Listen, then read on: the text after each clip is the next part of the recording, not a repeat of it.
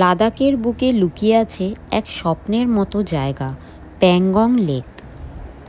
সমুদ্রপৃষ্ঠ থেকে প্রায় 14,270 ফুট উচ্চতায় অবস্থিত ভারত আর চীনের সীমান্ত ছুঁয়ে থাকা এই লেকের সৌন্দর্য সত্যিই অবর্ণনীয়। আজকের এই ভিডিওতে আমি আপনাদের নিয়ে যাব সেই অপার্থিব প্যাংগং লেকের অভিজ্ঞতায়।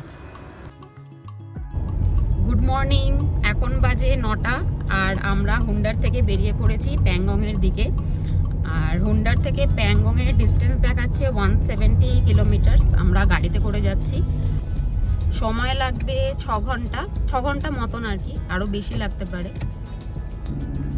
কালকে হুন্ডারে প্রচণ্ড ঝড় উঠেছিল, এখনও আকাশ পরিষ্কার হলেও ভিজিবিলিটি সেরকম নেই। হুন্ডারে আমরা 2 দিন ছিলাম আর একদিন আমরা গেছিলাম Siachen base camp. Siachen base ক্যাম্পের ফুল ভিডিও আমার ইউটিউব চ্যানেলে রয়েছে, সেটার লিঙ্ক আমি ডেসক্রিপশন বক্সে দিয়ে দেবো।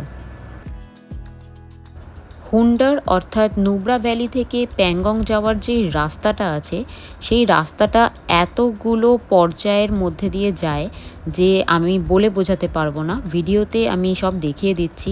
মানে আমরা যখন স্টার্ট করেছিলাম তখন জায়গাটা ছিল পুরোপুরি নুব্রা ভ্যালিতে যেরকম মরুভূমি এরিয়া থাকে সেই রকম ছিল। তারপরে স্টার্ট হলো বিভিন্ন রকম পাথুরে রাস্তা, মানে একদম সরু রাস্তা, 2 ধারে পাথুরে পাহাড়। মানে ব্যাপারটা এইরকম যে প্যাংগং লেক যাওয়া পর্যন্ত ওয়েট করতে হবে না, নুব্রা ভ্যালি থেকে প্যাংগং লেক যাওয়ার যে রাস্তাটা, সেই রাস্তাটারই প্রেমে পড়ে যাওয়া যাবে বারবার। সামনে যে এই পাথুরে রাস্তাটা আপনারা দেখতে পাচ্ছেন, এটা কিন্তু আসলে রাস্তা না, এটা একটা নদী। আর এখন হচ্ছে এপ্রিল মাস, তাই সমস্ত নদীর জল শুকিয়ে গেছে। আর প্যাংগংয়ের একটা আলাদা রাস্তা তৈরি করা হচ্ছে, সেটা অন্য দিক দিয়ে। কিন্তু আপাতত প্যাংগং লেক যাওয়ার এই একমাত্র একটাই রাস্তা রয়েছে, আর যেটা জুন জুলাই মাসে কিন্তু পুরোপুরি জলে ভর্তি থাকে।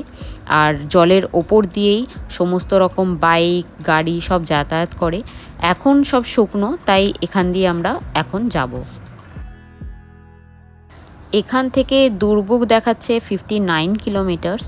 আর দুরবুকে গিয়েই আমরা আজকে লাঞ্চ করব, কারণ প্যাংগং যাওয়ার রাস্তায় আর কোনো সেরকম কোনো মার্কেট বা খাবার জায়গা পাওয়া যাবে না, তাই আমাদের ফার্স্ট স্টপ হবে দুরবুক।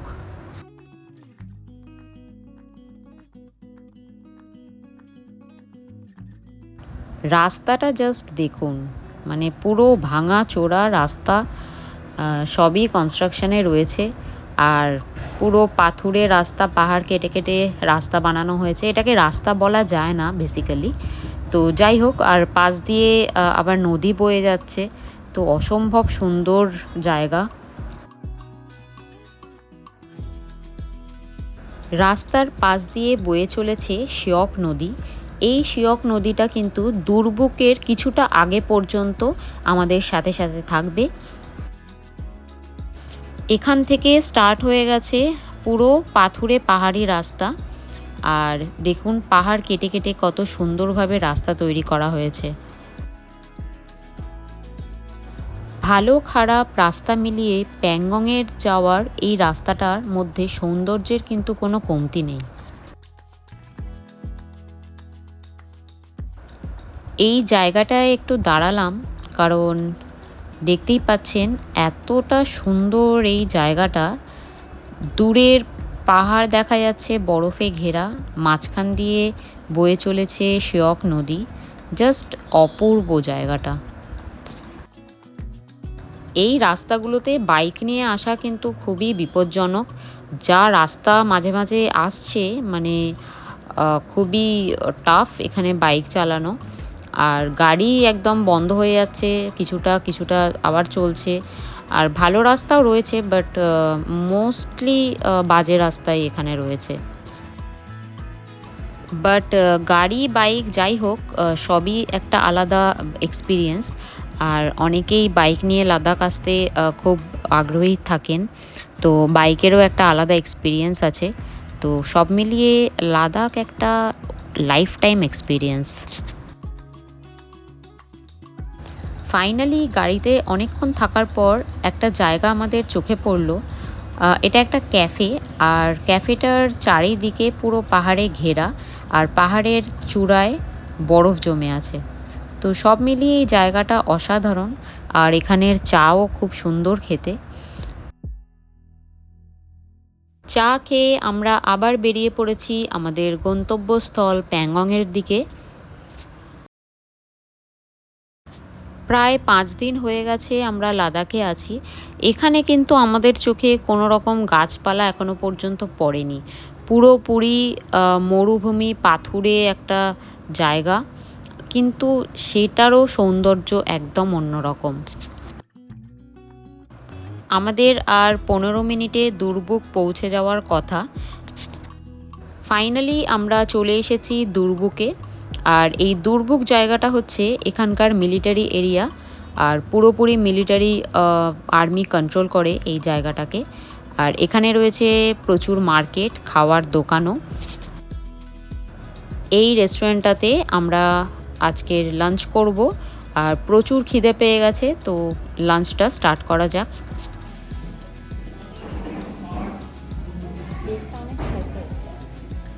বেশি খেতে বারণ করছে।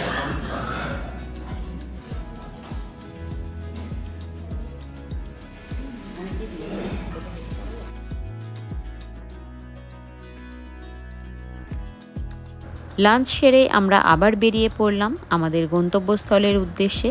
আর এখানে দুই সাইডে দেখুন মিলিটারি ক্যাম্প করা আছে। আর এই জায়গাটা অনেকটা বড়, মানে অনেকটা বড় জায়গা নিয়ে মিলিটারি ক্যাম্প রয়েছে।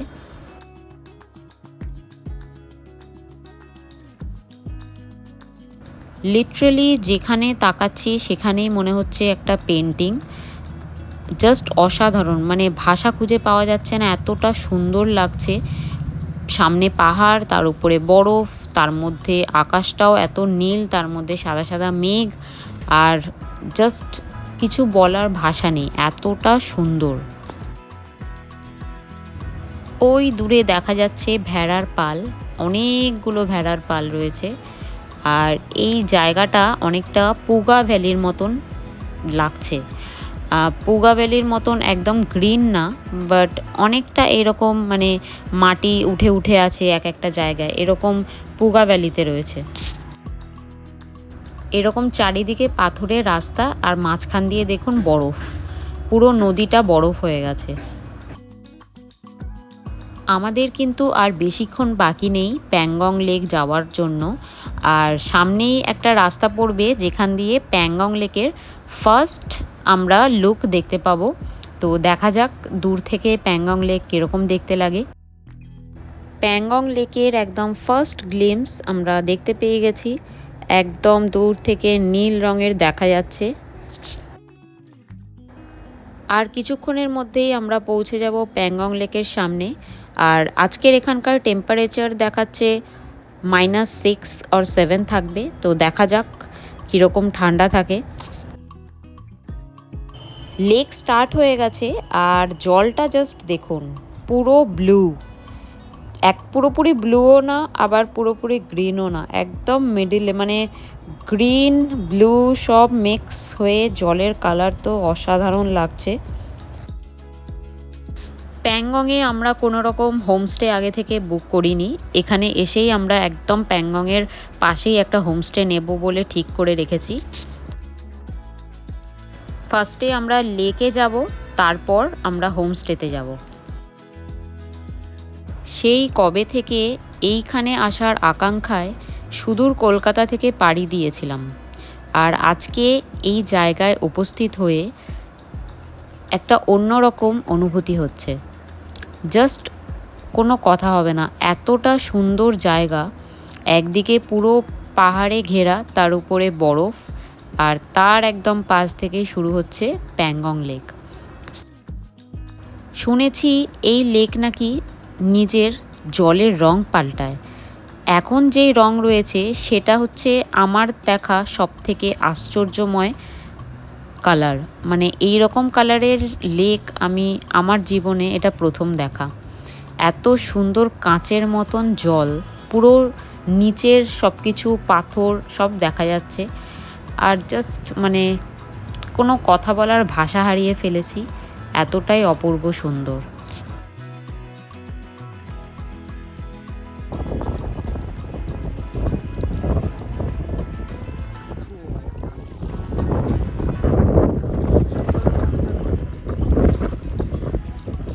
প্যাংগং লেক ফেমাস হওয়ার পেছনে কিন্তু 3 ইডিয়টস মুভির একটা বড় হাত রয়েছে।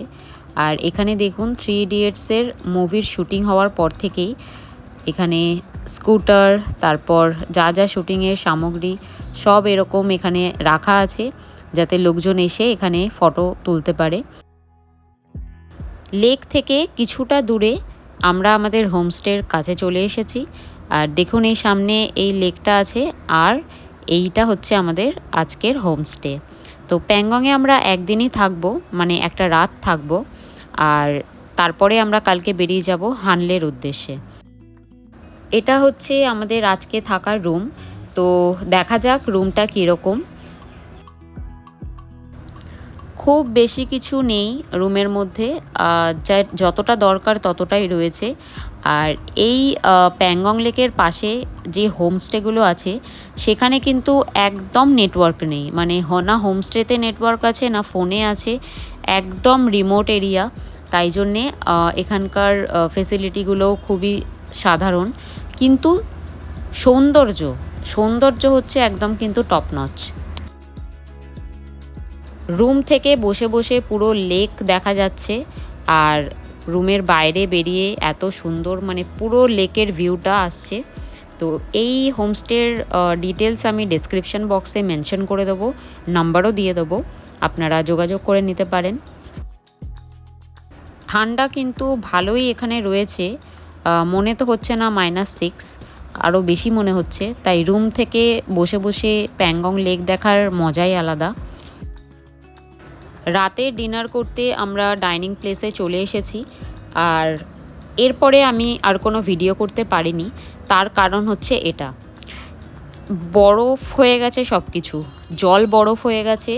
এটা সকালের ক্লিপস এগুলো। তো অ্যাকচুয়ালি রাতে আমরা ভেবেছিলাম -6 or 7 এখানে আছে, বাট এতটাই ঠান্ডা পড়েছিল যে আমাদের লিটারেলি ডাইমক্স খেতে হয়েছিল, অক্সিজেন নিতে হয়েছিল, প্লাস কর্পূর আমাদের সাথেই ছিল, আর সব কিছুর জ্যাকেট ট্যাকেট পরে আমাদের শুতে হয়েছিল, কিন্তু তাও শরীর খারাপ হয়ে গেছিলো। তো এতটাই ঠান্ডা ছিল। আজকে সকালে আমরা হোমস্টের ওনার যিনি আছেন ওনার কাছ থেকে জানতে পারলাম যে কালকে নাকি এখানে -16 ছিল, -6 না 16, 10 ডিগ্রি ঠান্ডা বেশি ছিল। মানে আমরা বুঝতে পারিনি, ওনারাও বলছেন যে হঠাৎ এরকম ঠান্ডা পড়ে গেছে আজকে। তো এতটাই ঠান্ডা ছিল যে শরীর খারাপ হয়ে গেছিলো। যাই হোক, সকালবেলা উঠেছি আর দেখুন একদম লেকের ওপরে সূর্য। এই রুমগুলোতে ব্রেকফাস্ট আর ডিনার ইনক্লুডেড আছে, আর রুমের প্রাইস হচ্ছে 2000 টাকা। তো আপনারা যখন আসবেন তখন সিজন অনুযায়ী দাম কমতেও পারে, বাড়তেও পারে। প্যাংগং লেক ছেড়ে বেরিয়ে পড়ার সময় হয়ে এসেছে। এখন আমরা ব্রেকফাস্ট করে বেরিয়ে পড়ব আমাদের নেক্সট ডেস্টিনেশনের উদ্দেশ্যে, যেটা হচ্ছে হানলে। তো হানলের ভিডিও নিয়ে দেখা হচ্ছে আপনাদের সাথে নেক্সট ভিডিওতে। আর এই ভিডিওটা যদি ভালো লেগে থাকে তাহলে লাইক, কমেন্ট আর সাবস্ক্রাইব করে দেবেন। Till then, bye everyone.